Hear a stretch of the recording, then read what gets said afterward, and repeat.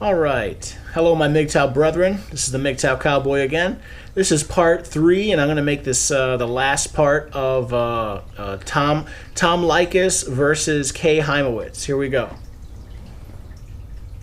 Yeah. Well, again, as I said, I think that for most people, they look forward to some kind of strong, very powerful connection, even for that matter. But it is a goal for most people, and I think most people want to have children. You said very clearly you do not, but I think But even if I did, I wouldn't marry somebody to have children, and the reason I wouldn't do it is because if the marriage didn't work out, I would have to pay alimony. Well, you're going to have to pay. Well. You don't have to pay alimony. We can talk about the laws, that alimony laws, and perhaps there's an argument that we want to change them. Although I'm not sure I would agree with you for reasons we could go into later. And boom, boom, chicka, boom, boom, boom. Okay, so she just admits it right there. She just said, there is a discussion that we ought to change the alimony laws, but I don't agree with that. So notice how she openly admitted that she believes in alimony. Okay, and remember, what is alimony? Alimony is the transfer of wealth from men to women via the coercion of the court. And remember, 10 minutes ago she said, "Oh yeah, no, it's he said Tom Leykis said something to the effect of, "Oh yeah, we're cash delivery machines." And she's like, "No, it's not about the money." But then when it's time to actually get down to the nuts and bolts, that is to say, when it's time to actually talk about the law, notice how she clearly states that it is about the money. She wants legal access to the man's money. She says that. She just admitted it. So again, she's lying. Essentially, this woman is lying through her teeth, but she doesn't want to come off that way because, that's really off-putting, right? But, this is the true nature of the female, however ugly. This is how women really are. Moving on. I also don't believe in handing over my resources that I've worked to create all these years. I've created this radio program. I have a number of service marks that I've registered. I own a business. I don't want to run the risk I'm going to have to hand them over, or 50% of them over, to somebody else. Well, as you know, there are ways to avoid that these days, and many men do get prenups. And some women do, but I don't know how many women you've dated, Kay, but I can tell you that women are very, very negative towards prenups for the most part. Very few of them are willing to sign prenups. Right. Well, unless they have more than I have. Yeah, well, they see it as you're trying to deprive them and not trusting them, and which you don't. well, and as I always say, it's not a matter of whether I trust them. I don't trust judges and attorneys who generally make these determinations. Okay, all right, excellent point. Notice how he brings up, now wait a minute, even if you don't necessarily mistrust the woman, it's actually not the woman who makes these determinations. It's the lawyers and the judges. Notice how I'm going to press play right now. Notice how she's going to start to deflect. Oh yeah. See, this is the strong point. This is I have become convinced this is the single strongest point that Mgtow men have. It's the law. We can prove definitively that the law is biased against men.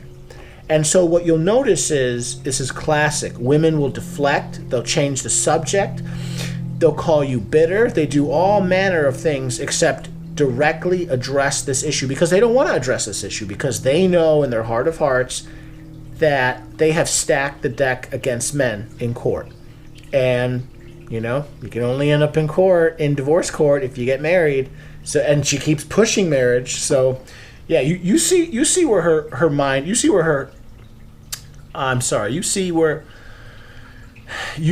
what lies in her heart of hearts.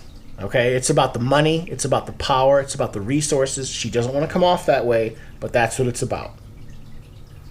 Yeah. And in New York State, where you live, it's pretty severe. Look, Tom, what you're describing, I think, is a very sad situation of the relations between the sexes, and Yes, it's a very sad situation. It's a situation that was created by feminists, by the way. Essentially, the feminists came in right under our noses, and they changed all these laws. I don't know exactly when. I think it was a process, mostly starting in the 60s and 70s. But yeah, there was a time, when a woman was not necessarily entitled to all of this money. And she would just be thrown out in the street. But of course, that's not the case now. So yeah. So who's responsible? Yeah, there's this social malaise. There's this unhappiness that runs throughout society, right? Where women want to get married, not when they're 22, but when they're 32 and they're all used up. And then they look around, the guys in their 30s and 40s are starting to make good money. We're dating hot chicks, some hot chick who's in her 20s. And the women in their 30s are upset with us. But we didn't do anything wrong. Those women waited too long. Anyway, all right, continuing on. I'm getting a big, big dose of this in the email that I'm getting from my readers. There is, and on both sides, women and men. The women are completely disgusted with the men that they're meeting. They find... No. She's lying there too. No, it's mostly the women. It's mostly the women contacting her, writing her letters saying, "Oh my God, how come these men don't want to marry me? What's wrong with them?" Do you think these men in their 30s and 40s are contacting her saying, "Oh my God, it's so terrible. I waited to get married and then I financially established myself and now I'm the hottest ticket in town and all the chicks want me. Oh, it's so terrible." No, it's mostly women. But she, again, she's not gonna tell the truth. She's always going... My advice to all Mgtow men is to understand that basically almost every time a woman opens her mouth, she's lying. Especially when she's talking about things concerning the power dynamic between men and women. When she's talking about family court, when she's talking about marriage, when she's talking about commitment, when she's talking about relationships, they have to lie. They have to, and they do it, and they're just going to keep doing it. Moving on. Them immature. They find them unwilling to commit. I mean, you can see why. They find them